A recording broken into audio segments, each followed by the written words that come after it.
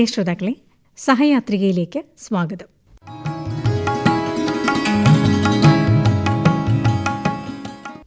നമസ്കാരം ഡോക്ടർ. നമസ്കാരം.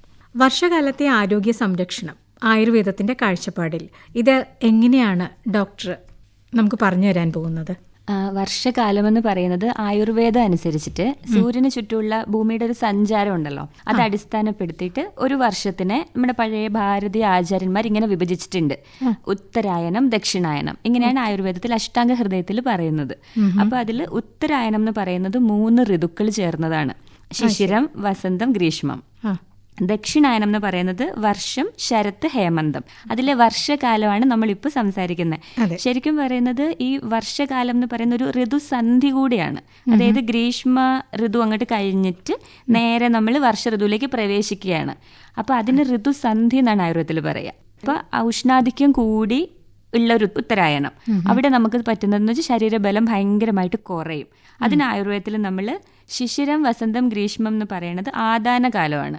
അവിടെ നമുക്ക് ആരോഗ്യം ഭയങ്കരമായിട്ട് കിട്ടും, നല്ല രീതിയിൽ നമുക്ക് ആരോഗ്യം കിട്ടുന്ന കാലമാണ്. അതിനാണ് ആദാനം എന്ന് പറയുന്നത്. വിസർഗകാലം എന്ന് പറയുന്നത് വർഷ, ശരത്ത്, ഹേമന്തമാണ്. അവിടെ നമ്മുടെ ജഠരാഗ്നിയൊക്കെ വ്യതിയാനം സംഭവിച്ച് ബോഡിയിൽ ഭയങ്കര ക്ഷീണമൊക്കെ വന്ന് നമ്മുടെ ആരോഗ്യം കുറയും. അവിടെ നമുക്ക് ഇമ്മ്യൂണിറ്റി കുറയും, രോഗപ്രതിരോധ ശേഷി കുറഞ്ഞിരിക്കുന്ന സമയമാണ്. അപ്പൊ ഇത് രണ്ടും കൂടി വരുന്നൊരു ഋതുസന്ധിയുണ്ട്. അതാണ് കർക്കിടകം എന്ന് പറയുന്നത്. അതാണ് വർഷകാലത്തിൽ നമ്മൾ വർഷകാലം എന്ന് പറഞ്ഞാൽ ഇത് കർക്കിടക മാസമല്ലേ. അപ്പൊ കർക്കിടകത്തിൽ പൊതുവെ ആരോഗ്യം മിക്കവർക്കും കുറഞ്ഞിരിക്കുന്നതിന്റെ റീസൺ ഇതാണ്. ഉഷ്ണാധിക്യം കൂടുതൽ കാരണം ഉത്തരായനത്തിൽ ശരീരബലം കുറഞ്ഞിരിക്കും. മഴ, മഞ്ഞൊക്കെയുള്ള ദക്ഷിണായനം കാരണം ശരീരബലം കുറച്ച് നമുക്ക് കിട്ടുകയും ചെയ്യും. പക്ഷെ കർക്കിടക മാസം എന്ന് പറയുന്നത് രണ്ടിന്റെ ഒരു സന്ധിയാണ്. ആയുർവേദത്തിൽ അതിന് ഋതുസന്ധി എന്നാണ് പറയുന്നത്.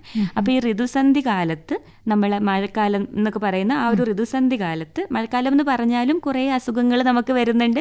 മഴ മാത്രമല്ല, ചിക്കൻ പോക്സ് പോലത്തെ അസുഖങ്ങൾ ഈ ഒരു ഋതുസന്ധികളിലാണ് കൂടുതൽ വരുന്നത്. അപ്പൊ ചൂട്, തണുപ്പ് മാറി മാറി വരുന്നത് കാരണം ഉണ്ടാകുന്ന അസുഖങ്ങളും ഈ ഒരു കാലഘട്ടത്തിലാണ് വരുന്നത്. അപ്പോൾ ആ ഒരു നമ്മുടെ ബോഡിക്ക് മനസ്സിലാവണില്ല ഇതെന്താണ് ഈ ഒരു ഋതുസന്ധി എന്ന് പറഞ്ഞാൽ എന്താണെന്ന് മനസ്സിലാവുന്നില്ല. പക്ഷെ ബോഡി ആരോഗ്യം കുറഞ്ഞിരിക്കുകയുമാണ്. അങ്ങനെയുള്ള കാലത്ത് നമ്മൾ ചികിത്സകൾ ചെയ്യുന്നത് വളരെ ഉത്തമമായിരിക്കും. അതാണ് ഈ വർഷകാല ചികിത്സ എന്ന് കോമൺ ആയിട്ട് പറയുന്നത്. ശരിക്കും കർക്കിടക ചികിത്സ എന്ന് പറയുന്നത് ഋതുസന്ധി കാലത്ത് ചെയ്യുന്ന ചികിത്സയാണ്. അപ്പൊ ഈ കർക്കിടക മാസത്തിൽ ചെയ്യുന്നോണ്ടായിരിക്കും നമ്മൾ അതിനെ കർക്കിടക ചികിത്സ. അതെ അതെ, കർക്കിടക മാസം എന്ന് പറയുന്നത് ആ ഒരു സമയമാണ്, ഋതുസന്ധി കാലമാണ്. അതുകൊണ്ടാണ് അങ്ങനെ വരുന്നത്. അപ്പോൾ ആരോഗ്യം കുറഞ്ഞിരിക്കുന്ന സമയമാണ്. ആൾക്കാർക്ക് അത്രയും ബോഡി വീക്കായിരിക്കും, ഇമ്മ്യൂണിറ്റി കുറവായിരിക്കും. മഴക്കാലം വരുന്നത് കൊണ്ട് തന്നെ നമുക്ക് മഴ, മഞ്ഞൊക്കെ കാരണം ഒരുപാട് അസുഖങ്ങൾ വരും. ഈ മഴ, തണുപ്പൊക്കെ വരുമ്പോൾ വാദം കൂടും എന്ന് പറയില്ലേ, അപ്പം രോഗങ്ങൾ കൂടും. അതുപോലെ ദഹനശക്തിയൊക്കെ കുറഞ്ഞിട്ട് പിത്തദുഷ്ടി എന്ന് പറയും. ആയുർവേദത്തിൽ ത്രിദോഷങ്ങളുണ്ട്: വാത, പിത്ത, കഫം. അതിൽ മഴ, തണുപ്പ് കാരണം വാദം കൂടുന്നു, അസുഖങ്ങൾ കൂടുന്നു. ദഹനശക്തി കുറഞ്ഞിട്ട് പിത്തപ്രകോപം ഉണ്ടാകുന്നു, പിത്തദുഷ്ടി അതുണ്ടാകുന്നു, അപ്പോഴും രോഗം കൂടുന്നു. പിന്നെ മഴ, മഞ്ഞൊക്കെ കൊണ്ട്, തണുപ്പൊക്കെ കൊണ്ട് നമുക്ക് ജലദോഷം പോലെയുള്ള കഫജന്യ രോഗങ്ങൾ ഉണ്ടാകുന്നു. അപ്പോഴും ഈ ത്രിദോഷങ്ങളിൽ ഒന്നായ കഫം ദൂഷിക്കുന്നുണ്ട്, അപ്പോഴും അവിടെ രോഗങ്ങൾ ഉണ്ടാകുന്നുണ്ട്. അങ്ങനെ ഈ ത്രിദോഷങ്ങൾക്കും പ്രശ്നം ഉണ്ടാകുന്ന ഒരു മാസമാണ് ഈ പറയുന്ന കർക്കിടക മാസം. അപ്പോൾ ആ ത്രിദോഷത്തിന്റെ അസന്തുലിതാവസ്ഥ കാരണം നമുക്ക് അസുഖങ്ങൾ ഉണ്ടാവുന്നുണ്ട്. അതുകൊണ്ടാണ് കർക്കിടക ചികിത്സയ്ക്ക് ഇത്രയധികം പ്രാധാന്യം വരുന്നത്. പിന്നെ പണ്ട് കാലത്ത് ഉപജീവന മാർഗത്തിന്റെ അവരെല്ലാവരും കൃഷി ചെയ്തായിരുന്നല്ലോ ആൾക്കാർ ജീവിച്ചുകൊണ്ടിരുന്നത്. അപ്പൊ അവരുടെ ഉപജീവന മാർഗാർത്ഥം അവരെല്ലാവരും വർഷത്തിൽ ഒരു മാസം അവർ ബ്രേക്ക് എടുക്കുമായിരുന്നു എന്നാണ് ആയുർവേദത്തിൽ അനുമാനിച്ച് പറയുന്നുണ്ട്. അതിൽ എത്രത്തോളം സത്യമായിരിക്കാം, നമ്മളത് ഹിസ്റ്ററി പഠിക്കുന്ന സമയത്ത് ഇങ്ങനെ അറിഞ്ഞൊരു കാര്യമാണ്. അപ്പോൾ ഒരു വർഷത്തെ കഠിനമായ അധ്വാനം, ഭയങ്കര ക്ഷീണിച്ച ശരീരത്തിന്റെ ഒരു പുനരുദ്ധാരണത്തിന് വേണ്ടിയിട്ട് അവരതിനെ പുനരുജ്ജീവിപ്പിക്കാൻ വേണ്ടിയിട്ട് കർക്കിടക മാസത്തെ അവർ ചികിത്സയ്ക്ക് വേണ്ടി ഉപയോഗിക്കുമായിരുന്നു. അങ്ങനെ ഒരു കഥയുണ്ട്. അപ്പോൾ അവരുടെ തിരഞ്ഞെടുപ്പും ഈ പറയുന്ന കർക്കിടക മാസത്തിലാണ് വന്നത്. അപ്പം അതും ഒരു ഉത്തമമായ ഒരു തീരുമാനമായിരുന്നു. അത്രയും നാളത്തെ വർഷം അധ്വാനം കഴിഞ്ഞ് അവർ ഒരു മാസം അവരുടെ ബോഡിക്ക് റെസ്റ്റ് കൊടുക്കുകയാണ്. അപ്പൊ അതുകൊണ്ടും ഈ ഒരു സമയം വളരെ ചികിത്സയ്ക്ക് വേണ്ടി അതുകൊണ്ട് തന്നെ ഈ ഒരു മാസത്തെ ചികിത്സ എന്ന് പറയുന്നത് വളരെ ഉചിതമായിരിക്കും. അപ്പൊ ഈ ഒരു കർക്കിടക മാസത്തിൽ ഇപ്പോൾ ഏറ്റവും ലളിതമായിട്ട് വീടുകളിൽ വെച്ച് ചെയ്യാവുന്ന നമ്മൾ പറയുന്ന ഈ കർക്കിടക ചികിത്സ എന്ന് പറയുന്നത് എന്താണ്? കർക്കിടക ചികിത്സ എന്ന് പറയുന്നത് ആയുർവേദത്തിൽ അധിഷ്ഠിതമായിരിക്കുന്ന ഒരു പരമ്പരാഗത ചികിത്സാ രീതിയാണ്. ആ സമയത്തൊരു ജൂലൈ ഒരു പകുതി മുതൽ ഓഗസ്റ്റ് പകുതി വരെയൊക്കെയാണ് ഇംഗ്ലീഷ് മാസപ്രകാരം നമ്മൾ കർക്കിടക മാസം എന്ന് പറയുന്നത്. ഈ തമിഴ്നാട്ടിലെ ആടി മാസം എന്നൊക്കെ പറയില്ലേ, അതും ഇത് തന്നെയാണ്. അപ്പൊ ഈ സമയത്ത് ശക്തമായ മഴ, ഈർപ്പം ഇതൊക്കെ ഉണ്ടായിരിക്കും. അപ്പൊ നമ്മുടെ ബോഡിയിലുള്ള ത്രിദോഷങ്ങൾക്ക് അതിന്റെ ഒരു ഇക്വിലിബ്രിയം നഷ്ടപ്പെടും, അതിന്റെ ഒരു സന്തുലിതാവസ്ഥ നഷ്ടപ്പെടും. ആ ഒരു ഭംഗം സംഭവിക്കുന്ന സമയത്ത് നമുക്ക് രോഗപ്രതിരോധ ശേഷി കുറയും. അങ്ങനെ കുറയുമ്പോൾ നമുക്ക് ഡൈജസ്റ്റീവ് കംപ്ലയിൻസ് വരും, അതായത് ദഹനശക്തി കുറയും. പിന്നെ ശരീരത്തിൽ വന്നിട്ടുള്ള മാറ്റങ്ങളെ പെട്ടെന്ന് ഉൾക്കൊള്ളാൻ മനസ്സിനും പറ്റണമെന്നില്ല. അപ്പൊ മാനസികമായി കുറെ അസ്വസ്ഥതകൾ ഉണ്ടാകുന്ന ഒരു മാസമാണത്. ഇതെല്ലാം കറക്റ്റ് ചെയ്യുന്നതിനും ബോഡിയെ മൊത്തത്തിൽ ഡീടോക്സിഫൈ ചെയ്യാന്ന് പറയില്ലേ, ബോഡിയിൽ കുറെ ടോക്സിൻസ് ഉണ്ടായിരിക്കും, അത്രയും ഇംപ്യൂരിറ്റീസ് ഉണ്ടായിരിക്കും നമ്മുടെ ശരീരത്തിൽ. അതിനൊക്കെ പുറന്തള്ളാൻ വേണ്ടിയിട്ട് ശരീരം ശുദ്ധീകരിക്കുക എന്ന് പറയുന്നതാണ് കർക്കിടക ചികിത്സ. മനസ്സിനും ഇതേപോലെ ഒരു പ്യൂരിഫിക്കേഷൻ ആവശ്യമാണ്. അപ്പോൾ വീട്ടിൽ നമുക്ക് ചെയ്യാൻ പറ്റുന്നതെന്ന് പറഞ്ഞാൽ കഞ്ഞിക്കൂട്ട് ഒരു പ്രധാന കാര്യമാണ്. പിന്നെ നമുക്ക് മുക്കുടി സേവ എന്നൊരു ഇതുണ്ട്, പത്തില തോരൻ, ഇങ്ങനെ കുറെ കാര്യങ്ങളുണ്ട്. ഇതൊക്കെ നമുക്ക് ചെയ്ത് ശീലിച്ചു വന്നാൽ ആ ഒരു കാലഘട്ടത്തിൽ നമുക്ക് എങ്ങനെയൊക്കെ ബോഡിയെ റിപ്പയർ ചെയ്യാമെന്ന് പഠിക്കാൻ പറ്റും. അതാണ് ഈ മാസം ശ്രദ്ധിക്കേണ്ടത് വീട്ടിലുള്ളവർ കൂടുതലും. അപ്പൊ വീട്ടമ്മമാർക്ക് ഇപ്പം പത്തില ഉപയോഗത്തെ കുറിച്ച് ഒന്ന് പറയാമോ? പത്തില തോരൻ എന്ന് പറയും. നമ്മൾ ആ ഒരു തോരൻ വെക്കുകയാണ്, ഒരു 10 ഇലകൾ ചേർന്ന എന്താ പറയാ, ഒരു വീട്ടിൽ തന്നെ ചെയ്യാവുന്ന ഒരു കാര്യമാണ്. അപ്പോൾ അത് ഭക്ഷണമാക്കുക. നമ്മൾ ആ 10 ഇലകൾ വെച്ച് തോരൻ ഉണ്ടാക്കി അത് ഡെയിലി ഈ ഒരു മാസം കംപ്ലീറ്റ് കഴിക്കാനാണ് പറയുന്നത്. കോവല്, താള്, തകര, തഴുതാമ, കുമ്പളം, ഇവിടുത്തെ കിട്ടുന്നത് കാര്യങ്ങളൊക്കെ തന്നെയാ. മത്തൻ, വെള്ളരി, ചീര, ചേന, ആനക്കൊടുത്തൂവ, ഇത്രയാണ് 10 ഇല. ഇത് വെച്ചിട്ട് തോരനുണ്ടാക്കി കഴിക്കുക. ആനക്കൊടുത്തൂവ എന്ന് പറയുന്നത് ചൊറിയണം അല്ലേ? അതിന്റെ വേറൊരു വെറൈറ്റിയാണ് ഇതിനെല്ലാത്തിനും. അതുപോലെ ദശപുഷ്പങ്ങളില്ലേ, ദശപുഷ്പങ്ങളും ഈ മാസങ്ങളിൽ കഴിക്കുന്നത് നല്ലതായിരിക്കും. മുക്കുറ്റി, കറുക, പൂവാങ്കുറുന്നില, ഉഴിഞ്ഞ, നിലപ്പന, കയ്യോന്നി, പിന്നെ ചെറുള, തിരുതാളി, പിന്നെ മുയൽച്ചെവി, വിഷ്ണുക്രാന്തി, ഇതാണ് ദശപുഷ്പങ്ങൾ. ഈ 10 ദശപുഷ്പങ്ങളും 10 ഇല തോരനും എല്ലാ ദിവസവും കഴിക്കാൻ പറ്റുമെങ്കിൽ ഏറ്റവും നല്ലതെന്നാ പറയുന്ന. ദിവസം ഒരു നേരമെങ്കിലും കഴിക്കുക. പിന്നെ കഞ്ഞിക്കൂട്ട് നമുക്ക് എല്ലാവർക്കും പരിചിതമായിരിക്കുമല്ലോ, അപ്പൊ കഞ്ഞിക്കൂട്ടും ശീലമാക്കണം. ഇപ്പൊ ഈ ഇല കഴിക്കുന്നതിനെ കുറിച്ച് ഡോക്ടർ പറഞ്ഞപ്പോ ആ ഇലയുടെ അളവിന് എന്തെങ്കിലും കൃത്യതയുണ്ടോ, അതോ നമുക്ക് എത്ര വേണമെങ്കിലും കഴിക്കാം അങ്ങനെയാണ്? ഇതിന്റെ തളിരിലകളാണ് എടുക്കേണ്ടത്. അപ്പോൾ നമ്മൾ നോർമലി തോരൻ ഉണ്ടാക്കുന്ന പോലെ തന്നെ ഇതിന്റെ തളിരിലകൾ എടുത്തിട്ട് നമ്മൾ തോരൻ ഉണ്ടാക്കി കഴിക്കുക എന്നുള്ളതേ ഉള്ളൂ. നമുക്കൊരു ദിവസം നമ്മളൊരു തോരൻ വെക്കില്ലേ, അതുപോലെ തന്നെ ഇതും എടുത്തിട്ട് നമ്മൾ ഡെയിലി ചെയ്യുന്ന ഓരോ ദിവസം ഓരോ ഇലകൾ വീതം എടുത്താലും മതിയാവും, അതോ എല്ലാ ഇലകളും കൂട്ടി വെക്കുന്നതുകൊണ്ട്? അതിന് ഗുണമുണ്ട്. അങ്ങനെ ഇവിടെ തളിരിലകൾ എടുക്കുന്നത് കൊണ്ട് എല്ലാം കൂടെ തന്നെ ചെയ്യുമ്പോഴായിരിക്കും, തളിരിലയല്ലേ ചെറുതായിരിക്കും, അപ്പൊ ഇതെല്ലാം കൂടെ മിക്സ് ചെയ്യുന്നതാണ്. കഞ്ഞിക്കൂട്ടിൽ തന്നെ നമ്മൾ ഇതെല്ലാം കൂടെയാണ് മിക്സ് ചെയ്യുന്നത്. ദശമൂലം, ത്രികടു, ശതകൂപ്പ, ഉലുവ, ജീരകം, ഇതെല്ലാം കൂടെ മിക്സ് ചെയ്യുന്നതാ. എന്താന്ന് വെച്ചാൽ അപ്പൊ ദഹനശക്തി പെട്ടെന്ന് കൂടാൻ സഹായിക്കും, ദേഹത്തിന് പോഷണം കിട്ടും. അതുകൊണ്ട് തന്നെ നമുക്ക് നേരത്തെ പോയിരുന്ന ആ ഒരു രോഗപ്രതിരോധ ശേഷിയൊക്കെ ഇത്രയും മെഡിസിൻസ് കഴിക്കുമ്പോൾ നമുക്ക് മെഡിസിൻസ് നമ്മൾ ആഹാരമാക്കിയാണല്ലോ കഴിക്കുന്നത്, അതുകൊണ്ട് ഇത് ഇമ്പ്രൂവ് ആകുമെന്നാണ്. അങ്ങനെയാണ് ശാസ്ത്രം. രോഗങ്ങൾ കൂടുന്നത് എപ്പോഴും ത്രിദോഷങ്ങൾക്ക് അസന്തുലിതാവസ്ഥ ഉണ്ടാകുമ്പോഴാണ്. അപ്പൊ ഇതിനെ ശമിപ്പിക്കുക എന്നുള്ളതാണ് നമ്മൾ ഈ ആഹാര സേവ കൊണ്ട് അർത്ഥമാക്കുന്നത്. അപ്പൊ ഈ കർക്കിടക കഞ്ഞി അല്ലെങ്കിൽ മരുന്ന് കഞ്ഞി നമ്മൾ ഉണ്ടാക്കുമ്പോൾ അപ്പൊ വീടുകളിലുള്ള വസ്തുക്കൾ വച്ചിട്ടും മരുന്ന് കഞ്ഞി ഉണ്ടാക്കിക്കൂടെ? ഇപ്പം മാർക്കറ്റിൽ ഇത്തരം കഞ്ഞിക്കൂട്ടുകൾ അവൈലബിൾ ആണ്. അപ്പൊ അതിലൊത്തിരി മരുന്നുകൾ, പച്ചമരുന്നും കാര്യങ്ങളൊക്കെ ഉണ്ടാവുമായിരിക്കും. പക്ഷെ നമുക്കൊരു വീട്ടമ്മയെ സംബന്ധിച്ച് ഇത് വാങ്ങി ഉപയോഗിക്കാതെ വീട്ടിൽ ഉണ്ടാവുന്ന വസ്തുക്കൾ വെച്ചിട്ടൊരു മരുന്ന് കഞ്ഞി ഉണ്ടാക്കാൻ കഴിയില്ലേ? ഇത് എല്ലാം തന്നെ കിട്ടിയില്ലെങ്കിലും നമുക്ക് ഉള്ള അത്രയും സാധനങ്ങൾ വെച്ചിട്ടുണ്ടാക്കാം. ഇപ്പം ദശമൂലങ്ങളെല്ലാം കിട്ടിയില്ലെങ്കിലും ത്രികടു എല്ലാം കിട്ടിയില്ല, ശതകൂപ്പ, ഉലുവൊക്കെ നമ്മുടെ വീട്ടിലുണ്ടാവും, ജീരകം ഉണ്ടാകും, പിന്നെ 10 ഇല തോരനിലെ എന്താ പറയാ ചീര, ചേന, ഇതൊക്കെ ഉണ്ടാവുമല്ലോ. അപ്പൊ ഉള്ളതൊക്കെ വെച്ചിട്ട് കുറച്ചെങ്കിലും നമ്മൾ നമ്മുടെ ബോഡിനെ ഒന്ന് ഹെൽപ്പ് ചെയ്യുന്ന പോലെ സൂക്ഷിക്കുക എന്നുള്ളതേ ഉള്ളൂ. കാരണം നമ്മുടെ ശരീരം ഭയങ്കര ദുർബലമായിരിക്കുന്ന ഒരു സമയമാണ്. അപ്പൊ നമ്മൾ ഫാസ്റ്റ് ഫുഡ് പോലത്തെ എന്തെങ്കിലുമൊക്കെ കഴിച്ചു കഴിഞ്ഞാൽ ബോഡിക്ക് പെട്ടെന്ന് മനസ്സിലാവില്ല എന്താണ് എൻ്റെ ബോഡിയിലേക്ക് ചെല്ലുന്നത്. അപ്പൊ ആ ഒരു സമയത്ത് നമ്മൾ വീണ്ടും ഇതിനെ ബുദ്ധിമുട്ടുണ്ടാക്കാതെ സൂക്ഷിക്കുക എന്നുള്ളതിലെ കാര്യമുള്ളൂ. അപ്പൊ ഏറ്റവും അനുഗുണമായ ഔഷധദ്രവ്യങ്ങൾ ചേർത്തിട്ട് നമ്മൾ കഞ്ഞികൾ ഉണ്ടാക്കുക, അത്രേ ഉള്ളൂ. കഞ്ഞിക്കൂട്ട് ഇപ്പൊ കിട്ടും. അത് ഞവര അരി ഇല്ലേ, ഉണക്കലരി, ഞവര അരി, നുറുക്ക് ഗോതമ്പ്, യവം, ഇതിലേതെങ്കിലും ഒന്നിന്റെ ഒരു മിക്സ് എടുത്തിട്ട് ഇതിൽ ഔഷധ ചൂർണ്ണം മിക്സ് ചെയ്തിട്ട് നമുക്ക് കഴിക്കാം. കഞ്ഞി ഉണ്ടാക്കാം. അപ്പോൾ ഈ ഡോക്ടർ പറഞ്ഞപ്പോൾ ഞവരരിയുടെ കാര്യം, അപ്പോൾ ഞവരരി ഇല്ലെങ്കിലും നമുക്ക് നമ്മൾ കഴിക്കുന്ന സാധാരണ അരി കൊണ്ട് ഈ മരുന്ന് കഞ്ഞി ഉണ്ടാക്കാൻ പറ്റും? ഉണ്ടാക്കാം. ഞവരരിക്ക് ആയുർവേദത്തിൽ അതിൻ്റെതായ പ്രാധാന്യം ഉള്ളത് കൊണ്ടും ഈ ഒരു കാലഘട്ടം, ഈ ഒരു മാസം വളരെ നല്ലതായതുകൊണ്ടും കർക്കിടക കഞ്ഞിക്കൂട്ടിന്റെ കൂടെ കൂടുതലും ഇതാണ് നമ്മൾ അഡ്വൈസ് ചെയ്യുന്നത്. അത് ഇല്ലെന്നുണ്ടെങ്കിൽ കുഴപ്പമില്ല, എങ്ങനെയായാലും. പിന്നെ മേമ്പൊടികളെ പറ്റിയും പറയുന്നുണ്ടല്ലോ, നമ്മൾ ശർക്കര അല്ലെങ്കിൽ ഉപ്പ് ഇതിലേതെങ്കിലും ഒന്ന് മേമ്പൊടിയായിട്ട് ചേർത്തിട്ട്, ചിലർ എന്താ പറയുക നെയ്യ് തേങ്ങാപ്പാലും ഒക്കെ ചേർത്തിട്ട് കർക്കിടക കഞ്ഞി ഉണ്ടാക്കുന്നുണ്ട്. അതും നല്ലതാ. അപ്പൊ വീട്ടിലുള്ളത് തന്നെയാണല്ലോ, തേങ്ങാപ്പാല് പാൽക്കഞ്ഞിയൊക്കെ കുടിക്കുന്ന പോലെ തേങ്ങാപ്പാൽ കഞ്ഞി, അങ്ങനെ എല്ലാ പ്രായക്കാർക്കും ഉപയോഗിക്കുകയും ചെയ്യാം. അതാണ് ഇതിന്റെ ഏറ്റവും വലിയ ഗുണം. ചെറു കുട്ടികൾക്ക് കൊടുക്കാം, പ്രായമുള്ളവർക്ക് കൊടുക്കാം. പക്ഷെ അവരുടെ ദേഹബലമൊക്കെ നോക്കിയിട്ട് വേണം കൊടുക്കാൻ. വളരെ ഡൈജസ്റ്റീവ് ഫയർ ഇല്ലാത്ത ആൾക്കാരുണ്ട്, ജഠരാഗ്നി ബലം കുറഞ്ഞിരിക്കുന്നവരുണ്ട്. അപ്പൊ അവർക്ക് നമുക്ക് കുറച്ച് മൈൽഡായിട്ടേ കൊടുക്കാൻ പറ്റുള്ളൂ എന്നേ ഉള്ളൂ. എല്ലാവർക്കും കൊടുക്കാം. കർക്കിടകത്തിൽ ഇപ്പോൾ ഡോക്ടറെ ഇലകൾ ഉപയോഗിക്കുന്നതിനെ കുറിച്ച് പറഞ്ഞു. ഇതിൽ നമ്മൾ മഴക്കാലത്ത് നമ്മൾ എന്തൊക്കെയാണ് ഒഴിവാക്കേണ്ടത് ഭക്ഷണ കാര്യത്തിൽ? ചില ഇലക്കറികൾ നമ്മൾ ഒഴിവാക്കേണ്ടി വരും. മുരിങ്ങ പോലത്തെ കുറച്ച് കാര്യങ്ങളുണ്ട്. അതിൽ വിഷാംശത്തിനെ പറ്റിയിട്ട് നമ്മൾ സംസാരിക്കുമ്പോൾ മുരിങ്ങ ഒഴിവാക്കുന്നത് നല്ലതായിരിക്കും. തൈര് ഒരുപാട് തണുത്ത മഴക്കാലത്ത് തൈര് തണുപ്പാണ്, കഫം ഉണ്ടാക്കും, നമുക്ക് ഒരുപാട് കഴിക്കാൻ പാടില്ല.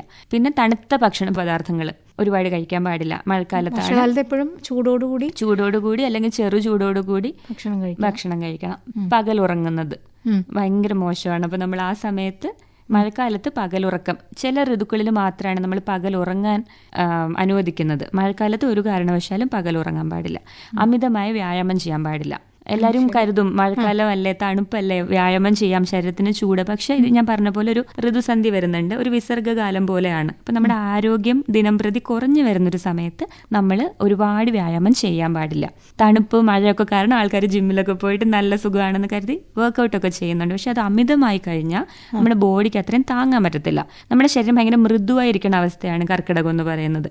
അതുകൊണ്ടാണ് നമ്മൾ ട്രീറ്റ്മെന്റ് ഒക്കെ എടുക്കുന്നത്, കർക്കിടക ചികിത്സ എടുക്കുന്നത്. അപ്പോൾ ആ സമയത്ത് ബോഡി ഒരുപാട് സ്ട്രെയിൻ ചെയ്യുന്നത് അത്ര നല്ലതല്ല.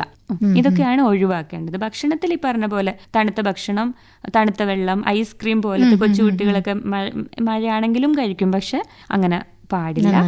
പകല് ഒരുപാട് നേരം ഉറങ്ങുന്നത് അതൊന്നും നന്നല്ല. ഏറ്റവും നമ്മൾ ശ്രദ്ധിക്കേണ്ട ഒരു മാസമാണ്. അതാണ് ഈ ഒരു ഋതുസന്ധി വരുമ്പോൾ ഒരുപാട് അസുഖങ്ങൾ വരുന്നുണ്ട്. മഴക്കാലജന്യ രോഗങ്ങൾ കൂടാതെ അല്ലാതെ ഇൻഫെക്ഷൻസ് വരുന്നുണ്ട്.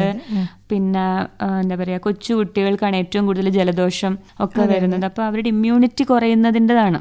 ഇമ്മ്യൂണിറ്റിക്ക് വേണ്ട കാര്യങ്ങൾ നമ്മുടെ വീട്ടിൽ തന്നെ ഉണ്ട്. അപ്പോൾ ഡെയിലി നമ്മൾ കുറച്ച് കറിവേപ്പില, നെല്ലിക്ക വലിപ്പത്തിലെ കറിവേപ്പില, മഞ്ഞളൊക്കെ അരച്ചുരുട്ടി കഴിക്കാൻ പറയുമായിരുന്നു ഞങ്ങളുടെ സാറുമാര്, പഴയ ടീച്ചേഴ്സ് പറഞ്ഞു തന്നിട്ടുണ്ട്. ഒരു കുഞ്ഞു നെല്ലിക്ക വലിപ്പത്തില് കുറച്ച് കറിവേപ്പില, മഞ്ഞള് ഇത് അരച്ചുരുട്ടി കഴിച്ചു കഴിഞ്ഞാൽ തന്നെ ആ ഒരു മാസം നമുക്ക് വരെ അസുഖങ്ങൾ കർക്കിടക മാസം പറഞ്ഞു വരാതിരിക്കും.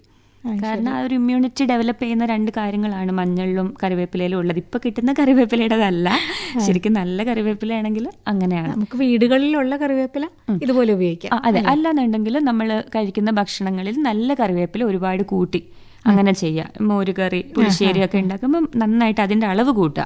നെല്ലിക്ക വെറുതെ കഴിക്കുക, വൈറ്റമിൻ സി ആണ്, നല്ലതാണ്. നമ്മൾ വേപ്പില കൊണ്ട് ചമ്മന്തി ഒക്കെ ഉണ്ടാക്കുന്ന അങ്ങനെയൊക്കെ കഴിക്കാം.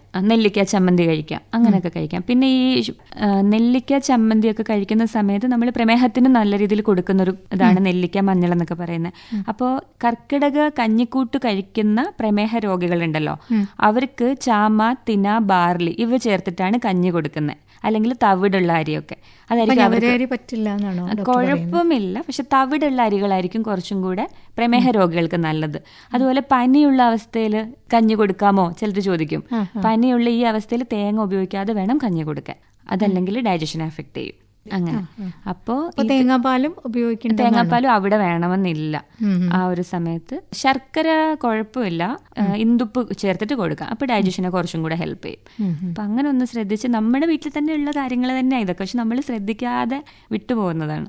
അപ്പം അതൊക്കെ ഒന്ന് ശ്രദ്ധിച്ചു കഴിഞ്ഞാൽ കുറച്ച് നല്ലതായിരിക്കും. ഡോക്ടർ മുക്കുടി സേവയെ കുറിച്ച് പറഞ്ഞു, അതേക്കുറിച്ചൊന്ന് പറയോ? മുക്കുടി സേവ എന്ന് പറഞ്ഞാൽ മോരിൽ തയ്യാറാക്കുന്ന ഒരു ഔഷധ പാനീയമാണ്. മോരിലാണ് ഇത് തയ്യാറാക്കുന്നത്. അതെങ്ങനെയാണ്? അതിൽ ജീരകം, അയമോദകം, കുരുമുളക്, പുളിയാരില, കേട്ടിട്ടുണ്ടോ? കുടകപ്പാല, തൊലി, ഇതൊക്കെ ഇങ്ങനെയുള്ള മരുന്നുകൾ മോരിൽ അരച്ചിട്ടാണ് മുക്കുടി ഉണ്ടാക്കുന്നത്. അത് കുറച്ചും കൂടി ഔഷധ പ്രയോഗമാണ്, പക്ഷേ നമുക്ക് കിട്ടുന്നതാണ് ജീരകം, അയമോദകം, കുരുമുളകൊക്കെ. അതൊക്കെ ഇട്ടിട്ട് കുടകപ്പാല തൊലിയൊക്കെ വെച്ചിട്ട് ഡെയിലി നമുക്ക് കഴിക്കാവുന്നതാണ്. ഇനിയിപ്പോൾ ഇതൊന്നും കിട്ടിയില്ലെങ്കിൽ ഇഞ്ചി, കറിവേപ്പില, ജീരകം, അയമോദകം ഇത് 4 ഇട്ടിട്ട് നമുക്ക് ഉണ്ടാക്കാം. മോരിൽ അരച്ച് ചേർക്കാണ് ചെയ്യുന്നത്. മോരിൽ തയ്യാറാക്കിയാൽ മതി. മോരിൽ അരച്ചിട്ട് ഒരു എന്താ പറയാ, മോരിൽ അരച്ച് ചേർത്തിട്ട് കാച്ചിയാൽ മതി, മോര് കാച്ചുന്നത് പോലെ. എന്നിട്ട് അതൊന്നും എല്ലാ ദിവസവും കഴിക്കുക. എല്ലാ ദിവസവും കഴിക്കാൻ നല്ലതാണ്. ഇത് കർക്കിടക മാസത്തിലാണ് പ്രധാനമായിട്ടും കഴിക്കുന്നത്. അല്ലാത്തപ്പോഴും നമുക്ക് കഴിക്കാം. കാരണം ഇഞ്ചി, കറിവേപ്പില, ജീരകം, അയമോദകം ഇത്രയും നമുക്ക് എപ്പോഴും അവൈലബിൾ ആണ്. അപ്പൊ ഇത് വെച്ചിട്ട് നമുക്ക് ഡെയിലി കഴിച്ചാലും കുഴപ്പമൊന്നുമില്ല. മോരുകറി ഉണ്ടാക്കി കഴിക്കാം. നമ്മൾ നോർമലി ഉണ്ടാക്കുന്ന മോരുകറി പോലെ ചോറിന്റെ കൂടെയും കഴിക്കാം. ഇമ്മ്യൂണിറ്റി ഡെവലപ്പ് ചെയ്യാൻ വേണ്ടിയുള്ള എന്ത് കാര്യവും നമുക്ക് ഡെയിലി ഫുഡിൽ ഉൾപ്പെടുത്താവുന്നതാണ്. അപ്പോൾ ഈ കർക്കിടക ചികിത്സയെ കുറിച്ച് പറയുമ്പോൾ അതുപോലെ തന്നെ ഇപ്പോൾ ഈ കർക്കിടക കഞ്ഞി എന്ന് നമ്മൾ പറയുന്ന മരുന്ന് കഞ്ഞി, അത് നമുക്ക് എല്ലാ കാലത്തും കഴിക്കാമോ? എല്ലാ കാലത്തും ഇപ്പം ഈ ഒരു ഇത് ആരോഗ്യം കുറഞ്ഞിരിക്കുന്നതുകൊണ്ട് ഇപ്പോൾ കഴിച്ചു കഴിഞ്ഞാൽ കുറച്ചുകൂടി എഫക്റ്റീവ് ആകുമെന്നേ ഉള്ളൂ. നമുക്ക് ഏത് സമയത്തും കഴിക്കുന്നതുകൊണ്ട് പ്രശ്നമില്ല.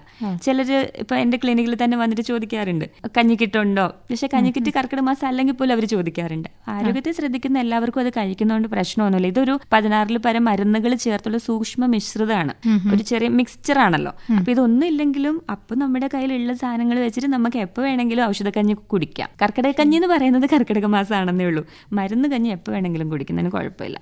പക്ഷേ ഈ പ്രമേഹ രോഗികളെ പോലെയുള്ളവർക്ക് ഞവരരി അല്ലെങ്കിൽ അത് മാറ്റിയിട്ട് ഈ പ്രമേഹ രോഗികൾക്ക് കഴിക്കാമോ എന്നൊരു ക്വസ്റ്റ്യൻ എപ്പോഴും വരാറുണ്ട്. കഴിക്കാം, പക്ഷെ തവിടുള്ള അരി, പിന്നെ തിന, ബാർലി, ചാമ ഇത് ചേർത്തിട്ട് കഞ്ഞിയാക്കുന്ന കുറച്ചും കൂടി ഉത്തമമായിരിക്കും. അവരുടെ ഒരു ദേഹബലം. കൂടുതലും ആളുകൾ ഇപ്പം മില്ലറ്റാണ് യൂസ് ചെയ്യുന്നത്.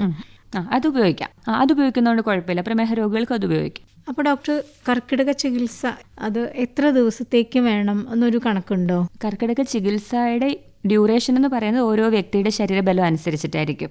എല്ലാ കാര്യങ്ങളും ഡോക്ടറോട് ചോദിച്ചിട്ട് തന്നെ ചെയ്യുന്നതായിരിക്കും നല്ലത്. ഓരോ പേഷ്യന്റിനും ഓരോ പ്രകൃതമായിരിക്കും. വാദപ്രകൃത മനുഷ്യരുണ്ട്, പിത്തപ്രകൃതക്കാരുണ്ട്, കഫപ്രകൃതക്കാരുണ്ട്. അപ്പോൾ ഓരോ വ്യക്തിയുടെ ആരോഗ്യസ്ഥിതി, അവരുടെ രോഗം, അവരുടെ പ്രകൃതി ഇതൊക്കെ അനുസരിച്ചിട്ട് ചികിത്സ വ്യത്യസ്തപ്പെടുന്നുണ്ട്. അപ്പോൾ ചികിത്സയുടെ ടൈപ്പ് എങ്ങനെയാണെന്നുള്ളത് നമ്മുടെ ബോഡി ടൈപ്പ് എങ്ങനെയാണെന്നുള്ളത് അനുസരിച്ചിട്ടാണ്. ഇപ്പോൾ നമ്മുടെ പ്രകൃതി, ഒരാൾ വാദപ്രകൃതമായിരിക്കും, അപ്പോൾ അവർക്ക് കൊടുക്കുന്ന അതേപോലെ ആയിരിക്കില്ല പിത്തപ്രകൃതിക്കാരുടെ ട്രീറ്റ്മെന്റ് വരുന്നത്. അപ്പോൾ ചികിത്സയും അങ്ങനെ തന്നെ ആയിരിക്കും. ഇപ്പൊ ചിലർക്ക് 7 ദിവസം മതി, ചിലർക്ക് 14 ദിവസമായിരിക്കും, ചിലർക്ക് 21 ദിവസമായിരിക്കും. പൊതുവിൽ 7, 14, 21 ഇങ്ങനെയാണ് പൊതുവിൽ ചെയ്തു വരുന്നത്. നല്ലൊരു പ്യൂരിഫിക്കേഷന് ഒരു 14 തൊട്ട് 21 വരെ വേണമെന്നാണ്. പിന്നെ ഒരു പ്യൂരിഫിക്കേഷൻ ആണല്ലോ. അപ്പൊ നമ്മുടെ ശരീരഘടന, ആ രോഗത്തിന്റെ അവസ്ഥ, രോഗമുണ്ടെങ്കിൽ അതിന്റെ അവസ്ഥ, അല്ലെങ്കിൽ ഇപ്പൊ സാരത എന്നൊക്കെ പറയുന്ന ആയുർവേദത്തിൽ കുറെ കോൺസെപ്റ്റ്സ് ഉണ്ട്. അപ്പോൾ ഓരോ മനുഷ്യരും ഓരോ ബോഡി ടൈപ്പാണ്. അപ്പം ചിലർക്ക് അത് സഹിക്കാൻ പറ്റുന്ന ഒരളവുണ്ട്. ഓരോരുത്തരുടെ ത്രഷോൾഡ് ഡിഫറെന്റ് ആയിരിക്കും. അതനുസരിച്ചിട്ട് നമ്മൾ ട്രീറ്റ്മെന്റ് പ്ലാൻ ചെയ്യുന്നത്. എപ്പോഴും ശരീരപ്രകൃതം അനുസരിച്ചിട്ടാണ്. പ്രകൃതി എന്ന് പറയുന്ന കോൺസെപ്റ്റ് ഭയങ്കര വലുതാ ആയുർവേദത്തിൽ. നമുക്കത് അസസ് ചെയ്യാൻ പറ്റും. ഡോക്ടേഴ്സിന് അത് അസസ് ചെയ്തിട്ട് നമ്മൾ അവർക്ക് വേണ്ട ചികിത്സ അവർക്ക് മാത്രമായിട്ട് നിർദ്ദേശിക്കുകയാണ് പതിവ്. അപ്പം ഈ കർക്കിടക ചികിത്സ എന്ന് പറയുന്ന, അല്ലെങ്കിൽ ഈ മരുന്ന് കഞ്ഞി സേവ, ഇതെല്ലാം തന്നെ നമ്മൾ ഒരു ഡോക്ടറെ കൺസൾട്ട് ചെയ്തിട്ട് കഴിക്കുന്നതായിരിക്കും നല്ലത്. അതെ അതെ അതെ. കാരണം ആരോഗ്യമുള്ളവർക്ക് രോഗം വരാതിരിക്കാനും നല്ല ഹെൽപ്ഫുൾ ആണ്. ആരോഗ്യം ഇല്ലാത്തവർക്ക് അതിനെ കുറച്ചും കൂടെ പ്യൂരിഫൈ ചെയ്ത് നല്ല രീതിയിലേക്ക് വരാനും ഹെൽപ്ഫുൾ ആണല്ലോ. അപ്പൊ എപ്പോഴും കർക്കിടക ചികിത്സ 2 കൂട്ടരും ചെയ്യുന്നുണ്ടല്ലോ. ആരോഗ്യം ഉള്ളവരും ചെയ്യുന്നുണ്ട്, അസുഖമുള്ളവരും ചെയ്യുന്നുണ്ട്. അപ്പോൾ ഒരു ഡോക്ടറെ അടുത്ത് പോയിട്ട് നമുക്ക് അസുഖമൊന്നുമില്ല, പക്ഷെ കർക്കിടക ചികിത്സ ചെയ്യണം ഡോക്ടർ എന്ന് പറയുമ്പോൾ അവർക്ക് അനുയോജ്യമായ കാര്യങ്ങൾ മാത്രമേ ആ ഡോക്ടർ സജസ്റ്റ് ചെയ്യുള്ളൂ. അല്ലാതെ വെറുതെ പോയിട്ട് നിങ്ങൾക്ക് ഇഷ്ടമുള്ളത് ചെയ്തു അതത്ര ഹെൽത്തി ആയിരിക്കണമെന്നില്ല. ഇപ്പം ഒരാൾക്കുള്ള അസുഖങ്ങളോ ഒരാളുടെ ബോഡി പ്രകൃതമോ ആയിരിക്കില്ല നമ്മളുടേത്. അപ്പോൾ അവർ ചെയ്യുന്ന അത് തന്നെ മറ്റവർ ചെയ്ത് കഴിഞ്ഞാൽ അത് ബോഡിക്ക് പ്രശ്നം വരും. അതുകൊണ്ട് അത് ചെയ്യാൻ പാടില്ല. പിന്നെ അസുഖങ്ങൾ ഉള്ളവരുണ്ടല്ലോ, നടുവേദന, ശരീരവേദന, കൈകാലുകൾക്ക് തരിപ്പൊക്കെ ഉണ്ടാകും ഈ ഒരു മാസം. അങ്ങനെയുള്ളവർക്കും വാതരോഗ എന്ന് പറയും, വാതരോഗ സ്പെക്ട്രത്തിൽ വരുന്ന കുറെ അസുഖങ്ങളുണ്ട്. ഇതെല്ലാം തന്നെ മഴക്കാലത്ത് കൂടും. തണുപ്പ് കൂടുമ്പോൾ മഴക്കാലത്ത് ഇത് കൂടും. അപ്പോൾ അതിനെ ഭയങ്കര എഫക്റ്റീവായിട്ട് റിലീഫ് ചെയ്യാനായിട്ട് ഒരു ഡോക്ടറുടെ അഡ്വൈസ് എപ്പോഴും നല്ലതായിരിക്കും. നമുക്കറിയില്ലല്ലോ, നോർമൽ ആൾക്കാർക്ക് എങ്ങനെയാണ് വാദപ്രകോപം ഉണ്ടാവുക, എങ്ങനെയാണ് പിത്തപ്രകോപം, അതറിയില്ല. അപ്പം നമ്മളെപ്പോഴും ഡോക്ടേഴ്സിന്റെ ഹെൽപ്പ് തേടുന്നതാണ് നല്ലത്. സ്വയം ചികിത്സ ഒഴിവാക്കുന്നതാണ് നല്ലത്. ഇപ്പം പൊതുവേ കർക്കിടക ചികിത്സ എന്ന് പറഞ്ഞിട്ട് വളരെ പ്രചാരം വരുന്നുണ്ട്. അപ്പം ആളുകൾ കടകളിൽ പോയി ഈ കിറ്റ് മരുന്ന് കഞ്ഞിയുടെ കൂട്ട് വാങ്ങി തനിയെ ഉപയോഗിക്കുന്നുണ്ട്. അപ്പൊ അതിലുള്ള ഒരു അപകടം എന്താണ്? തനി ഉപയോഗിക്കുന്നതുകൊണ്ട് പ്രശ്നമില്ല. പക്ഷെ ഒരു ഏതൊക്കെ കാലത്ത് എത്ര ദിവസത്തേക്കെന്നൊക്കെയുള്ള നമ്മൾ എപ്പോഴും ഡോക്ടേഴ്സിനോട് ചോദിച്ചിട്ട് തന്നെ ചെയ്യുന്നത് നല്ലത്. കഞ്ഞിക്കിറ്റ് എല്ലാവരും കഴിക്കുന്നതുകൊണ്ട് പ്രശ്നമൊന്നുമില്ല. ഇപ്പം ഞാൻ ഈ പറഞ്ഞ രീതിക്ക് അതിൻ്റെ ആ ഒരു വിധത്തിൽ കഴിക്കാം. ട്രീറ്റ്മെന്റ്സ് എടുക്കുമ്പോൾ ഉണ്ടല്ലോ ഇതൊക്കെ ശ്രദ്ധിക്കണം. ചിലർ കർക്കിടക ചികിത്സയ്ക്ക് പോകാറുണ്ട്. വീട്ടിലുള്ള മരുന്ന് കഞ്ഞി പ്രയോഗം അല്ലാതെ ചികിത്സകൾ, ഇപ്പോൾ കിടത്തി ചികിത്സയെ കുറിച്ചാണോ? കിടത്തി ചികിത്സകൾ അവർ വീട്ടിൽ പോയി വന്ന് ചെയ്യുന്നവരുണ്ട്, ഹോസ്പിറ്റലിൽ അഡ്മിറ്റ് ആയി ചെയ്യുന്നവരുണ്ട്. അതൊക്കെ സ്വന്തം ഇഷ്ടപ്രകാരം ചെയ്യുമ്പോൾ കുറച്ച് കോംപ്ലിക്കേഷൻസ് ഉണ്ടാകും ചിലർക്ക്. കാരണം ഒരുപാട് വാദം പ്രകോപിച്ചിരിക്കുന്ന ഒരു അവസ്ഥയിൽ പോയിട്ട് ഭയങ്കര തണുപ്പുള്ള ട്രീറ്റ്മെന്റ്സ് ഒക്കെ ചെയ്യുന്നത് അത്ര നല്ലതല്ല. അപ്പോൾ എപ്പോഴും ഒരു ഡോക്ടറുടെ അഡ്വൈസിന് അണ്ടറിലേ ചെയ്യാൻ പാടുള്ളൂ. കാരണം ഇതിൽ കുറേ പ്രൊസീജിയേഴ്സ് വരുന്നുണ്ട്. പ്യൂരിഫിക്കേഷൻ ആണല്ലോ, ശോധന തെറാപ്പി എന്നാ പറയാം. അപ്പോൾ ആ സമയത്ത് നമുക്ക് ഇഷ്ടമുള്ള പോലെ ചെയ്യുന്നത് അത്ര നല്ലത്, ആരോഗ്യകരമായിരിക്കില്ല. അതുകൊണ്ടാണ്. കാരണം അവരുടെ ശരീരഘടന വേറെ ആയിരിക്കും. അപ്പോൾ നമ്മൾക്കിത് വേണമെന്ന് പറയുന്നതിൽ നല്ലത് ഡോക്ടർ ഞാൻ എന്ത് ചെയ്യണം എന്ന് ചോദിച്ചിട്ട് ചെയ്യുന്നതായിരിക്കും നല്ലത്. ഡോക്ടർ, ചികിത്സാ രീതികൾ ഏതൊക്കെയാണ്? അഭ്യംഗമുണ്ട്, നമ്മൾ പിഴിച്ചിൽ ഉഴിച്ചിൽ എന്നൊക്കെ പറയുന്ന പോലെ ആയുർവേദത്തിൽ പറയുന്ന അഭ്യംഗമുണ്ട്. കേരളീയ ചികിത്സയിൽ നമ്മൾ ഉഴിച്ചിൽ പിഴിച്ചിൽ എന്ന് പറയുന്നുണ്ട്. നസ്യമുണ്ട്, ഇപ്പൊ സ്റ്റീമൊക്കെ ചെയ്യില്ലേ, അതുപോലെ ഉണ്ട്. പിന്നെ ധാരയുണ്ട്. നമ്മൾ പിഴിച്ചിലൊക്കെ എണ്ണ ഉപയോഗിക്കുമ്പോൾ പോലും ഏത് എണ്ണയാണെന്നൊക്കെ അറിയണമെന്നുണ്ടെങ്കിൽ ഡോക്ടറുടെ അഡ്വൈസ് വേണം. അതുകൊണ്ടാണ്. പിന്നെ ഡയറ്ററി മോഡിഫിക്കേഷൻസ് നമ്മൾ എപ്പോഴും ശ്രദ്ധിക്കണം. ആ ഒരു ട്രീറ്റ്മെന്റ് ചെയ്യുന്ന സമയത്ത് നമ്മൾ കഴിക്കുന്ന ആഹാരങ്ങൾ ഭയങ്കരമായിട്ട് ശ്രദ്ധിക്കണം. പിന്നെ നമ്മൾ ഈ പറഞ്ഞ വമന വിരേചന വസ്തുക്കൾ ചെയ്യുന്നുണ്ട്. എല്ലാവർക്കും അത് അഡ്വൈസബിൾ അല്ല. കഫമുള്ളവർക്കായിരിക്കും വമനം ചെയ്യുക, പിത്തപ്രകോപം ഉള്ളവർക്കായിരിക്കും വിരേചനം ചെയ്യുക, മറ്റേ വസ്തി ചെയ്യുന്നത് വാദപ്രകോപം ഉള്ളവർക്കായിരിക്കും. അപ്പോൾ ഒരാൾ പോയിട്ട് എനിക്ക് ഡീടോക്സിഫിക്കേഷൻ വേണം എന്ന് പറയുമ്പോൾ ഒരു ട്വിൻസിന് പോലും 2 തരത്തിലുള്ള ചികിത്സകളാണ് നമ്മൾ വിധിക്കുന്നത്. ഐഡന്റിക്കൽ ട്വിൻസിന് പോലും അത്രത്തോളം ഡിഫറൻസ് ഉണ്ട്. അതുകൊണ്ട് അതൊക്കെ ചെയ്യുമ്പോൾ നമ്മൾ സൂക്ഷിക്കണം. രക്തമോക്ഷം പോലെയുള്ളതൊക്കെ ഭയങ്കര ശ്രദ്ധിച്ച് ചെയ്യേണ്ട കാര്യങ്ങളാണ്. അപ്പോൾ അതിലൊക്കെ ഒരു ശ്രദ്ധ ഇല്ലാന്നുണ്ടെങ്കിൽ ഇത് റിവേഴ്സ് ആയിരിക്കും. അപ്പം അങ്ങനെ ചെയ്യാൻ പാടില്ലല്ലോ. പിന്നെ നമ്മൾ മാനസികാരോഗ്യത്തിന് വളരെയധികം ശ്രദ്ധിക്കണം. യോഗ, മെഡിറ്റേഷൻ പോലെയുള്ള കാര്യങ്ങളും ചെയ്യണം. അപ്പം ഇതെല്ലാം കൂടെ ചേർന്നിട്ടുള്ള ചികിത്സാ വിധികളാണ് ഈ പറയുന്ന കിടത്തി ചികിത്സയിൽ പോലും വരുന്നത്. അവിടെ നമ്മൾ കൊടുക്കുന്ന ആഹാരങ്ങളിൽ പ്രത്യേകതകളുണ്ട്.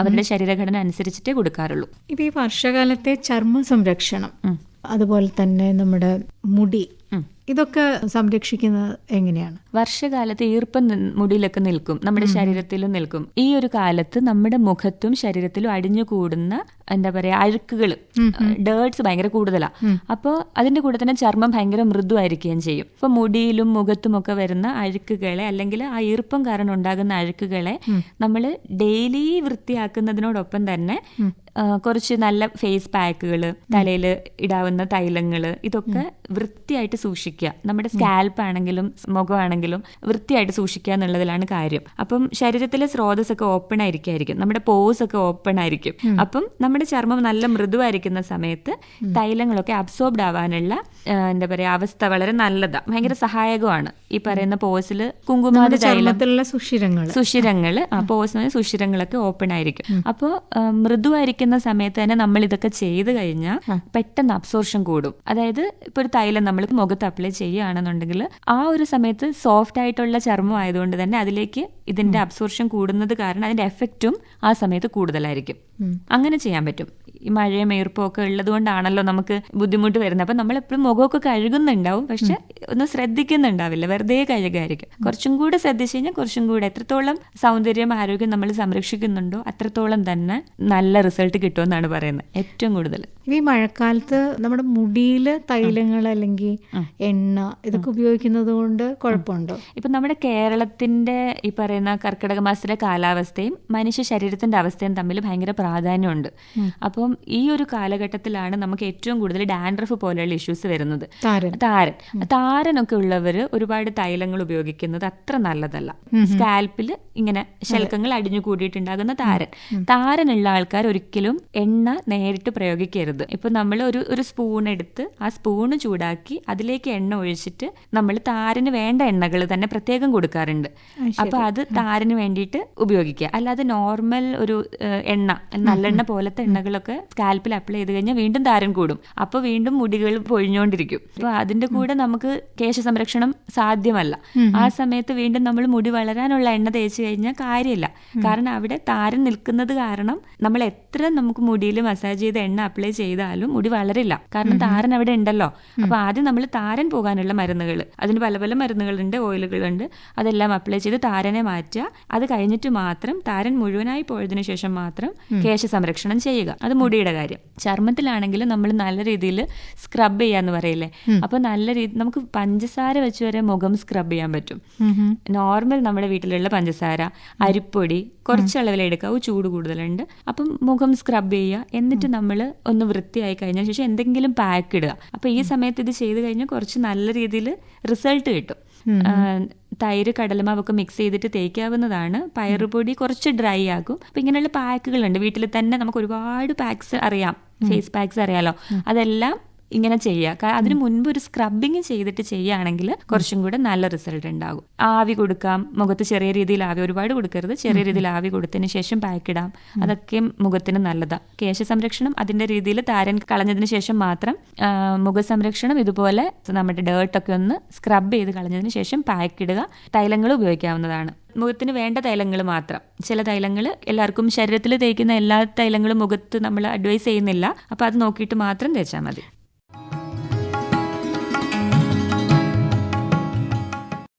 വർഷകാലത്തെ ആരോഗ്യ സംരക്ഷണം.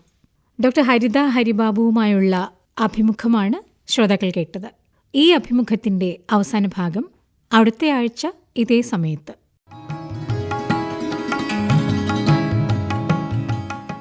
പ്രിയ ശ്രോതാക്കളെ, ഇന്നത്തെ സഹയാത്രിക സമാപിക്കുന്നു. നിർവഹണം ലൗലി, സഹായം KV ലീല. എല്ലാ ശ്രോതാക്കൾക്കും ആശംസകൾ.